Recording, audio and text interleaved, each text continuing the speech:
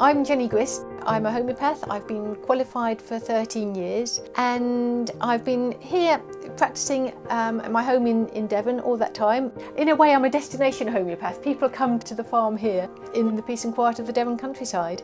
I got into homeopathy when I went to see a homeopath myself, and at the time I knew nothing about homeopathy. She then involved me in the process of how she was working out what she was going to give me as a remedy. So I found that completely fascinating and I started reading about homeopathy.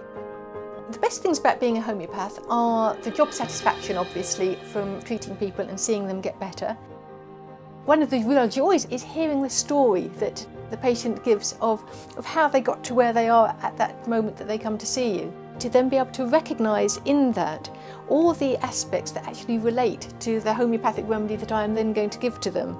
I have a lot of flexibility as a homeopath in how I run my practice because I'm self-employed. I love the way that I can actually create my daily life around what I need to do in each day, what I need for myself.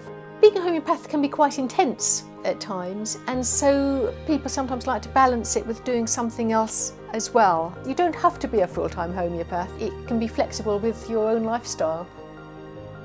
Since I qualified in 2002, I've been a full-time homeopath ever since.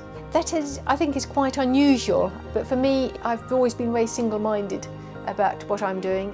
Homeopathy is the most fascinating subject that there is because it encompasses everything. So that's why it makes it so interesting when somebody new comes into my consulting room, is that I have no idea what it is that they are going to need. I do training of homeopaths and I also supervise student homeopaths.